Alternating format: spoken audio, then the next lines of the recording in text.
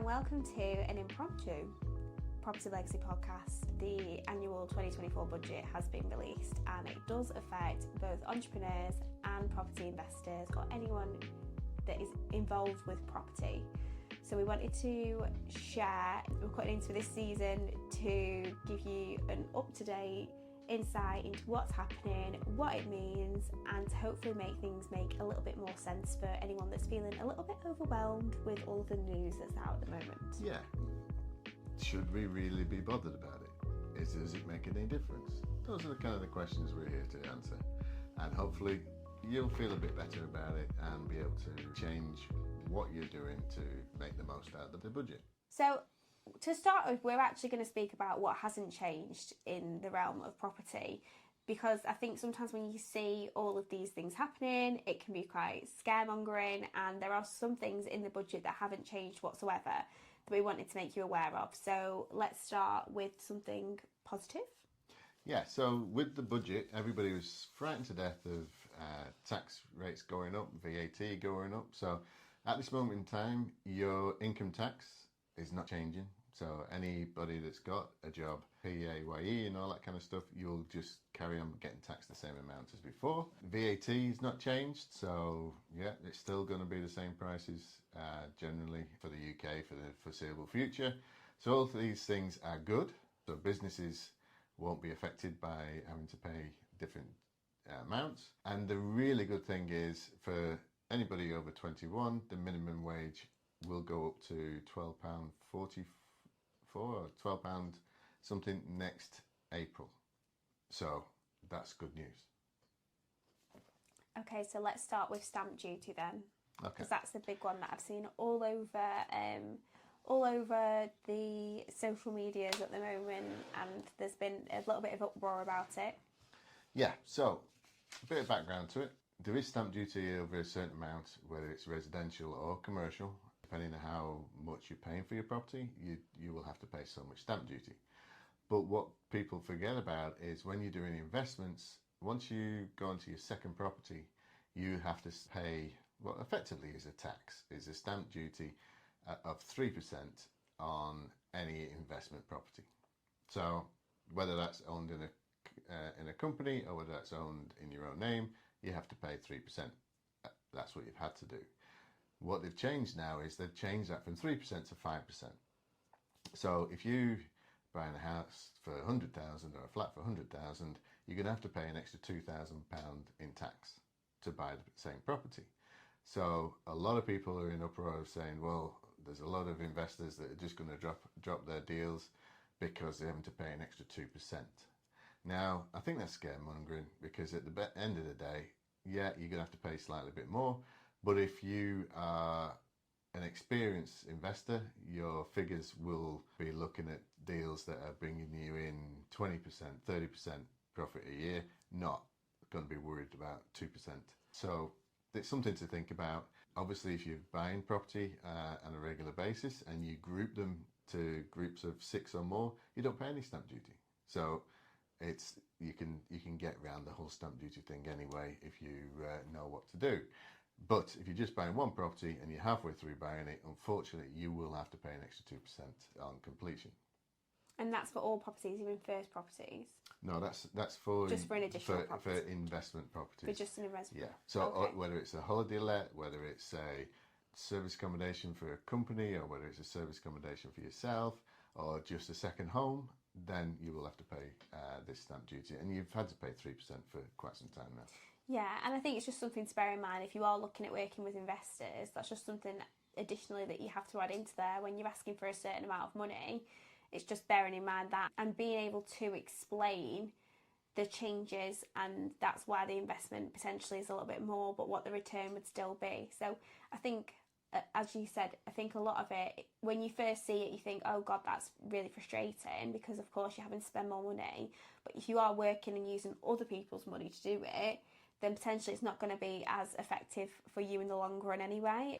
Yeah, it's just going to change the purchase costs. Yeah. So after year one, your purchase costs are kind of taken into account. Mm-hmm. You can't. It's just been and gone. So it's just going to affect that kind of first 12 months of your investment. But if you're then selling the property, anybody coming to buy will have to pay 5% stamp duty as well. So it's just one of those taxes that we're going to get that the government loves asking us to pay more tax because we don't pay enough, unfortunately. So talking about tax, let's talk about capital gains tax. Sure. Well, capital gains tax has been the same levels of 18% and 24% for residential property for quite some time. But capital gains tax on companies and their properties was different. There was a lot less. So this budget, they've not raised residential and personal property capital gains tax, but what they've done is they've brought the business capital gains taxes in line with residential. Now, this sounds like they're just making it an even playing field, but me being a little bit cynical, if you are a company and you are utilising the tax laws effectively, you wouldn't be paying capital gains tax, whatever. So actually putting the capital gains tax up a little bit makes no difference. It looks good, it looks like they're taxing the rich, but if you're doing it properly, as all the wealthy and experts and the property investors that have been doing this for quite some time, they won't be paying this tax anyhow, so it's not going to make much of a difference. Oh, well, that's interesting. Yeah. What does it mean for people though that aren't rich? What it means is if you sell a property and it's an investment property, and say it's gone up in value from 100,000 to 200,000, you'll have to pay 18% if you're on lower tax bracket of the 100,000. So you'd have to pay 18 grand in tax. Right. So you don't get to keep all of it. But if you're in the higher tax bracket of 40% or above, then you'll have to pay 24%. So nearly you'll lose a quarter of your money. So effectively, it affects entrepreneurs and property investors who are trying to dispose of assets, and it's that type of thing. It just means they wouldn't keep as much of the profits. Okay. But if you're investing for the future, you don't want to sell anything. You want to keep it. You want to keep it because it's worth more, and then you'll give it through a limited company to the next generation, and on. So you don't ever want to sell. No. And the house prices go up every 7 years. 8 to 10 years. 8 to 10 years. Yeah. So I did see in the paper today they were saying that the average house price is going to go up by £84,000 in the next 5 years. Jesus. Yeah, well, when you think about it, the average house price is around about late 200,000 to 300,000 for the UK. Yeah. For Blackpool, that is not how much the price is. No. But if you think about the price change, it's around about 30%, 40%. Over a 5-year period, that's roughly 5 or 6% a year.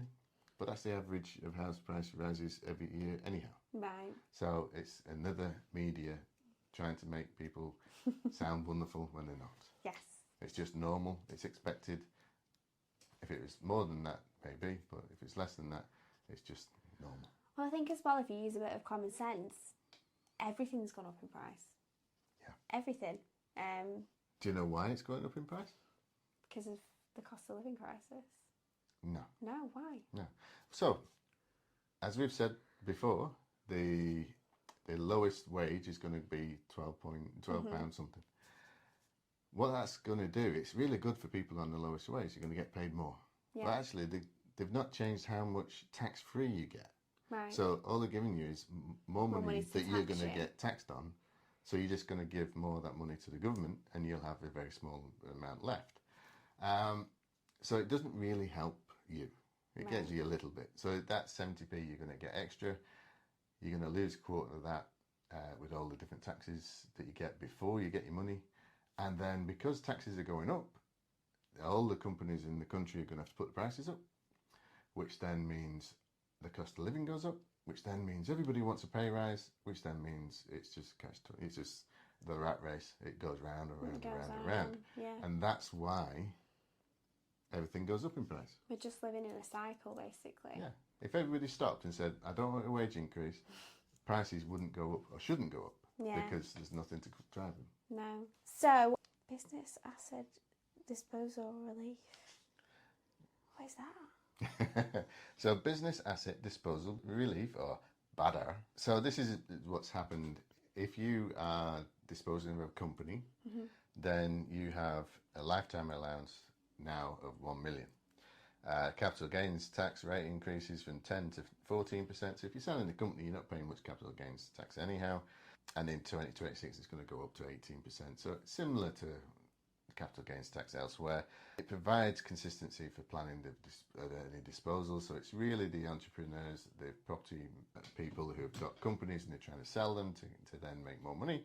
It's going to affect that kind of system, especially if you're selling it after a death, and that, because then you'll have capital gains tax, but then you'll also have inheritance tax on top of that.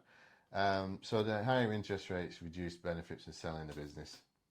It just means discouraging people to sell companies. But if you're going to sell and you get slightly less, it's no real hard shakes, really. If you're still going to do it, you're going to do it. So it just means you're going to pay more.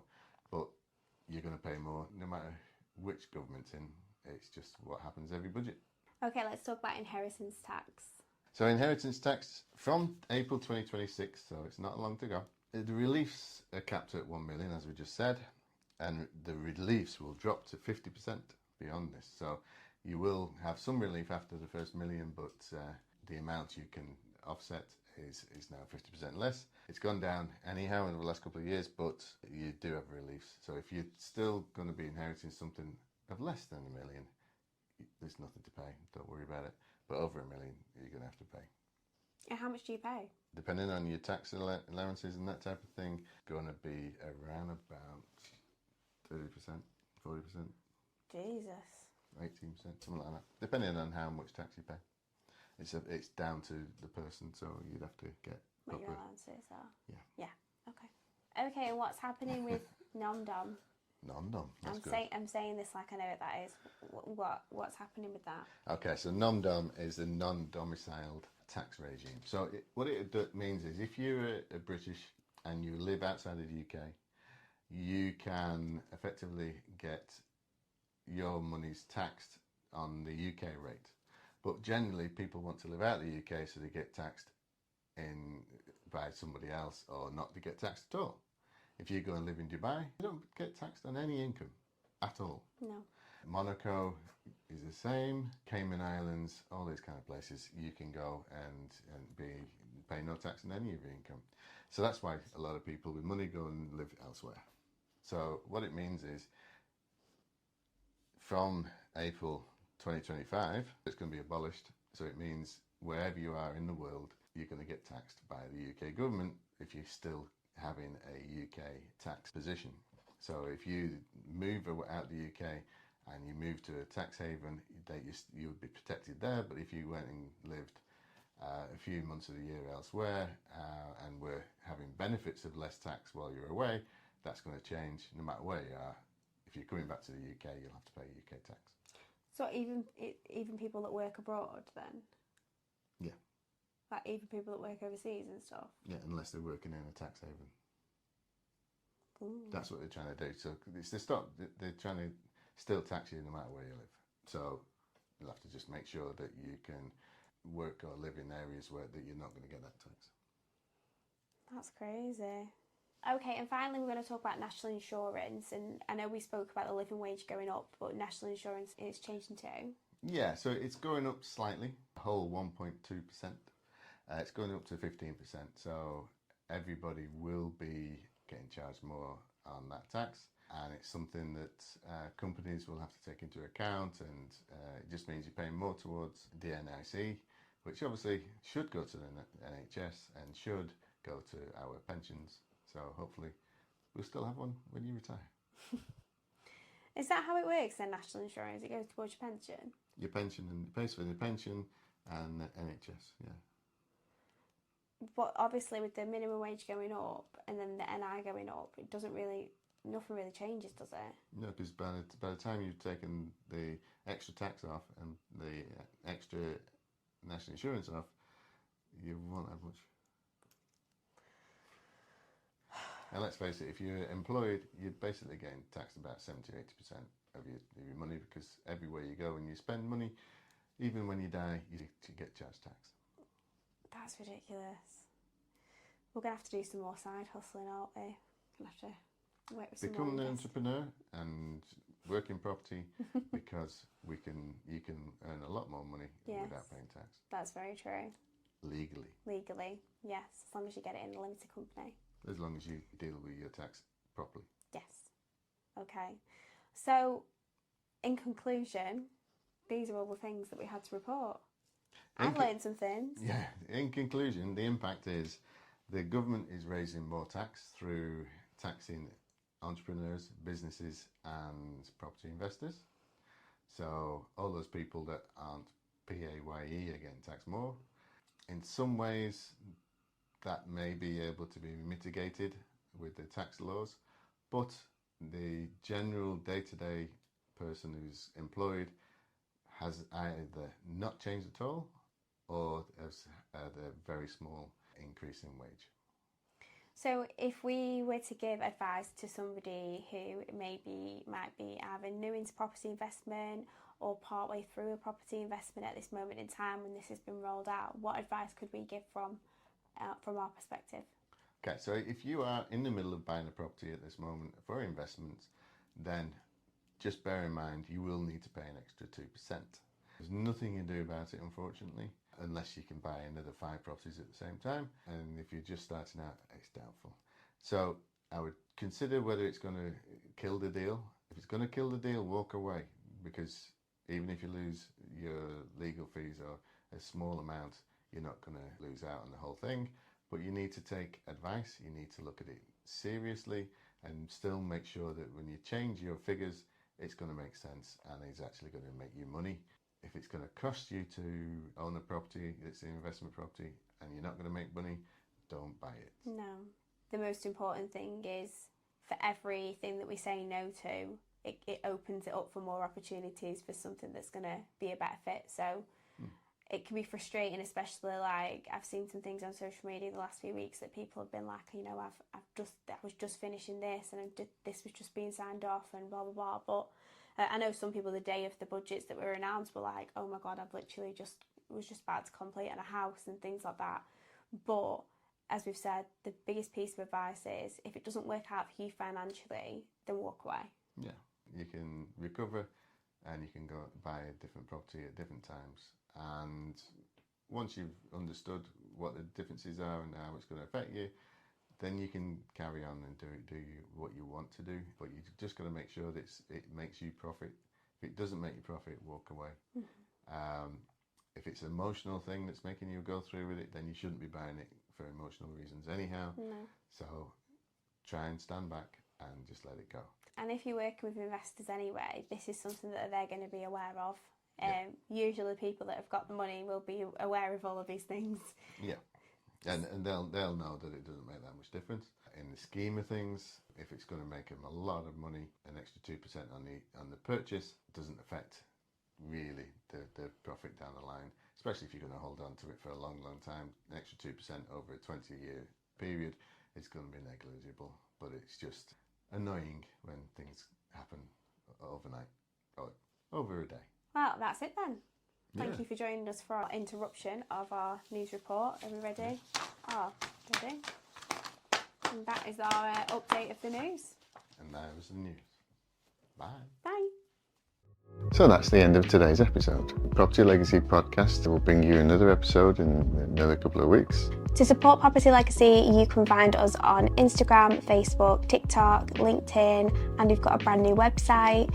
You can go on there and find out more about your hosts, how to get involved with the podcast, and any future events that we may be involved in as well. You can find us on YouTube, Spotify, and Apple Podcasts. Please like, subscribe, and give us some reviews and feedback on what you want to see on future episodes. Thank you so much for supporting us, and we'll see you on the next one. Bye. Bye.